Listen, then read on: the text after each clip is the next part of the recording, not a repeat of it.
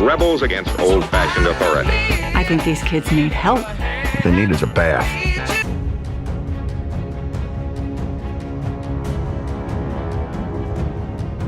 Jesus Revolution is a drama history movie. The cast consists of Joel Courtney, Jonathan Romy, and Kelsey Grammer. The director is John Irwin. He's done movies like American Underdog, The Kurt Warner Story, and Brett McCorkle.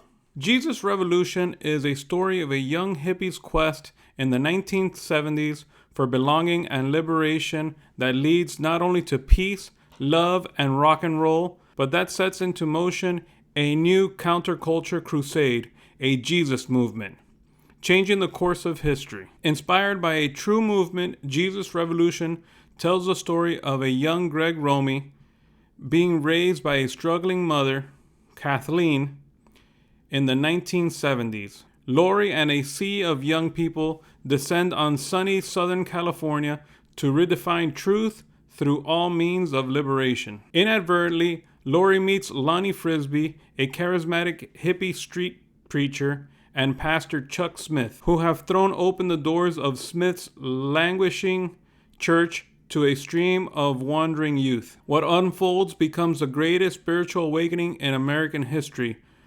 Rock and roll, newfound love, and a twist of faith leads to a Jesus revolution that turns one counterculture movement into a revival that changes the world. You've probably noticed we have some guests here today. I'd like you to meet my new friends. Welcome. So I knew about the hippie movement back in the 70s. All the peace and love, make love, not war. But I never really heard of this story. It was great to get a perspective like this because it just showed that hippies were not wanted by a lot of traditionalists.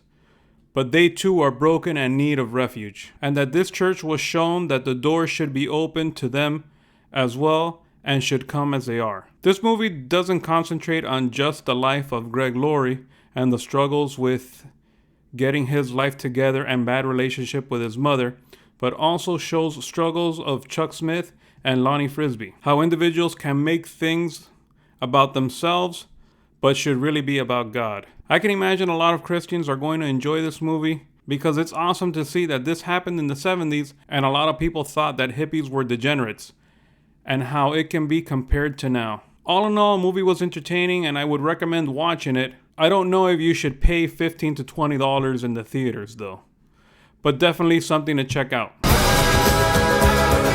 Our country is a dark and divided place, but now there's hope and it's spreading. This is your home. Now on to the ratings. IMDb's giving this one a 7.7. I'll give this movie around a 7. I thought it was entertaining. I thought it was good. Definitely would recommend checking out this movie. Now on to Rotten Tomatoes. The critics are giving this a 55% and the audience is giving it a 99%. Now these are two extremes, with the critics going with basically a middle tier movie and then the audience giving it close to a 100. I'm right in the middle. You know, it's not the greatest movie and it's not the worst movie. It's just, you know, it's a really good movie. It's a decent movie to watch.